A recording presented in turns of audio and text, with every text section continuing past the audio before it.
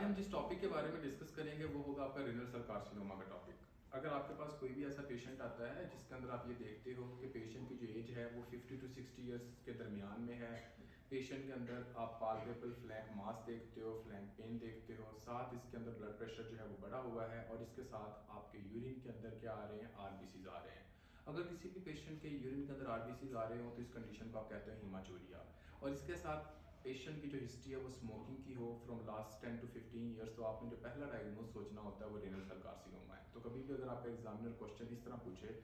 कि आप 60-year-old male present to you with palpable mass, flank pain, hypertension, and upon examination and upon investigation the hematuria is present, what's your best diagnosis? So we will give the answer, it is a renal cell carcinoma। Renal cell carcinoma के अंदर आपने ये कहना होता है कि इसमें से पैरान्यूप्लास्टिक सिंड्रोम देखने को मिलता होता है। पैरान्यूप्लास्टिक सिंड्रोम का मतलब ये होता है कि बहुत सारे ऐसे हार्मोन पैदा होते हैं यहाँ से जो नेचुरली यहाँ से पैदा नहीं भी हो रहे होते, जैसा कि for example parathyroid hormone receptor like peptide. अब सबसे पहले हमको इस बात का पता होना चाहिए कि पैराथायराइड हार्मोन का काम क्या होता है। पैराथायराइड हार्मोन आपका वो हार्मोन होता है जो आपके ब्लड के अंदर कैल्शियम के लेवल को ज्यादा करता है, और अगर किसी भी बंदे के अंदर parathyroid hormone receptor like peptide का लेवल बढ़ेगा तो इस पेशेंट के अंदर हाइपर कैल्सीमिया देखते होते हैं।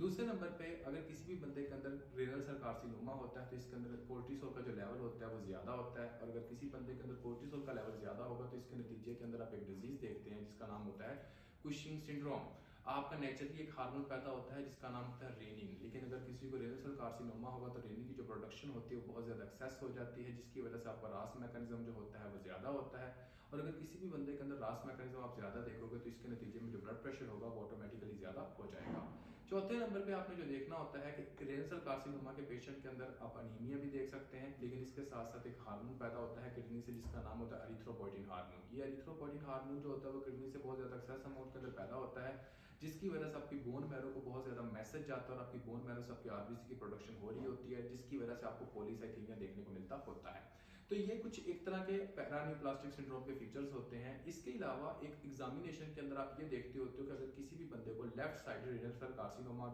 होगा तो उस पेशेंट के अंदर लेफ्ट साइडेड वेरिकोसिल देखने को मिलता होता है, लेकिन राइट साइड अगर किसी को रेनल सेल कार्सिनोमा होता है तो उसका वेरिकोसिल देखने को नहीं मिलता होता। ये बहुत इंपॉर्टेंट एक बात है जो कि बहुत ज्यादा आपको अपने जहन में रखनी पड़ेगी जब भी आपने पेशेंट का एग्जामिनेशन करना है। तो इसके अंदर जो मेन वजह होती है वो ये है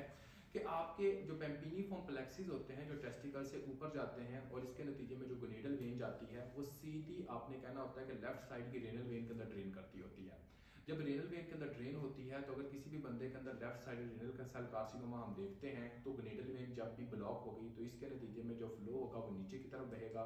और आपकी जो टेस्टिकल्स के अंदर जो पेम्पिनिफॉर्म प्लेक्सिस होते हैं वो डायलेट हो जाते हैं, जिसकी वजह से वेरिकोसिल देखने को मिलता होता है। राइट साइड वेरिकोसिल हम इस वजह से नहीं देख सकते क्योंकि आपने कहना होता है कि यही जो गोनेडल वेन होती है वो आपकी इंफीरियर वेना केवा के अंदर ड्रेन करती होती है। दूसरी बात आपकी ये एक जीन के साथ भी एसोसिएट होती है जिसका नाम होता है VHL जीन, जिसको हम कहते हैं वॉन हिप्पल-लैंडल जीन, क्रोमोसोम नंबर 3 के ऊपर ये पाया जाता है। इसके अलावा आपने जो बात अपने जहन में रखनी है कि ये प्रॉक्सिमल कन्वोल्यूटेड ट्यूब्यूल्स को मोस्ट कॉमनली इन्वॉल्व करता होता है। नंबर लास्ट आपने कहना होता है कि इसके अंदर पॉलीगोनल जो सेल्स होते हैं वो देखते हैं, लिपिड्स और कार्बोहाइड्रेट्स का जो लेवल होता है वो इसके अंदर जो है वो देखने को मिलता होता है। लास्ट के ट्रीटमेंट क्या है, ट्रीटमेंट करने का जो तरीका होता है एक तो हमने करनी होती है इसकी सर्जरी, दूसरे नंबर पे आपने जो करना है वो आप मेडिकेशन भी दे सकते हो, लेकिन इसके अंदर थेरापी, कीमोथेरापी किसी भी तरह की एक तरह की हेल्पफुल नहीं रहती। तो ये एक वीडियो थी जो कि रेनल सेल कार्सिनोमा के बारे में थी। अगर आप में से किसी भी बच्चे को कोई भी क्वेश्चन हो तो आप चैट बॉक्स के ऊपर जो है वो कमेंट कर सकते हो। अपना बहुत सारा ख्याल रखिएगा।